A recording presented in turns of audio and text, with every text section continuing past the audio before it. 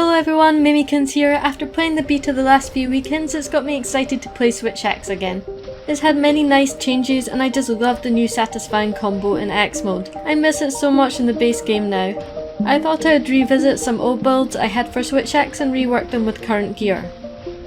Today's video I'll look at Paralysis Switch Axes, which I've always found very fun and great for targeting breakpoints when farming monsters. So I'll look at my trusty Taroth Axe Paralysis, as well as the newer Kjarr Axe Paralysis, and a crafted version since RNG can be annoying. I've got a few builds for the Taroth Axe Paralysis. This axe requires free element to unlock, but once you do and add in some paralysis jewels you can reach 550 paralysis, which is huge. If you were around during the Anniversary Appreciation Fest, you probably picked up a gala suit top hat. This build has a 95% crit rate on weak spots, so it will maintain a good sharpness level throughout the fight.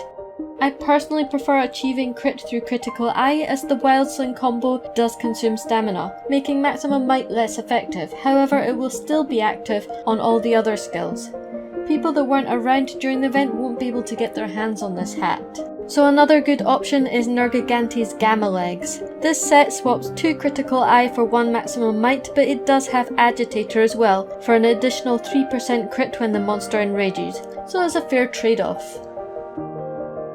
If you haven't farmed 80 Nerg yet, then the next best option is Kjarr Taroth Malice Beta Legs, which trades agitator for handicraft. Also great if you only have 2 free element jewels.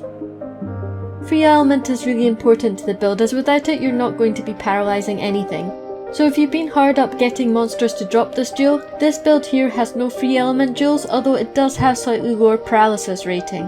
But I've decided this was one of the lesser skills, as you will want to keep up a good crit rate to both deal good damage and make use of Master Touch for minimising sharpness loss.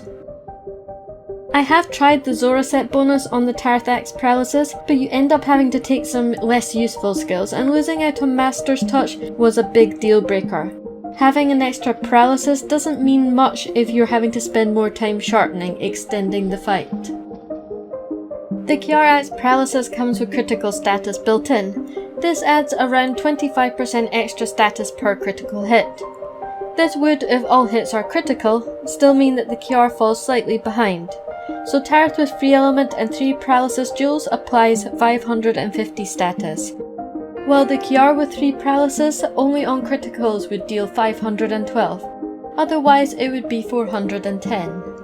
So Taroth pulls ahead for best paralysis status.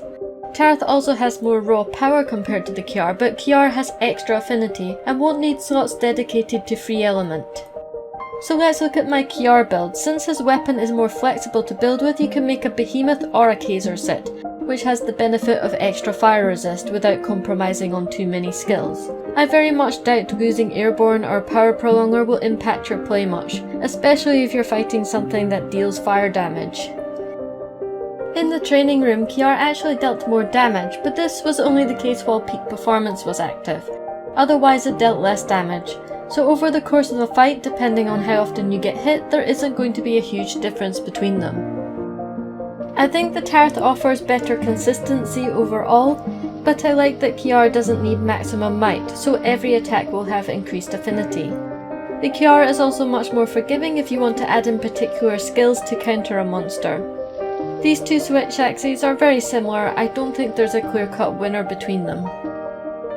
For those of you who haven't managed to get a hold of either the Kjarr or the Taroth Axe Paralysis, the next best crafted option is the Barroth Grinder. This weapon is interesting because it has 2 elemental properties. One that is greyed out that reads 300 and the other below is white which reads 270. This means that the regular axe hits do not apply paralysis status, but when you morph into sword mode, your hits will apply status. You can use the free element skill to fully unlock the paralysis on this axe. However, if you keep the element locked, you can actually use the elementalist jewel to boost your raw damage by 10%. This is huge, and this effect actually applies to both your sword and your axe hits. This axe deals good damage, however will not proc paralysis as fast as the Taroth ones. For being a rarity 6 weapon, it's easier to augment as the items are more common, and it can be enhanced 3 times. I usually augment one of each type, as if you augment the same one it has diminishing returns. I have two builds for this axe, one utilising peak performance, the other has more handicraft, making the weapon feel more comfortable to use since it has quite a small blue sharpness bar. The Barroth grinder has one of the higher raw values in Monster Hunter World. It does lack the ability to achieve white sharpness, but so does the Kjarr and Taroth. Unfortunately, there isn't currently a Paralysis switch axe that has the white level sharpness. Some monsters do have a higher immunity to paralysis, for instance, Kjarr is completely immune, but even 1 star you will notice it proc. I'm really excited to play Switch Axe when the expansion launches as I've had a lot of fun with it in the beta. If you haven't already, you should check out some of my beta videos, which show the new moves each weapon will get in the new expansion Iceborne. Thanks for watching, please support the channel by liking and subscribing, and I'll see you next time.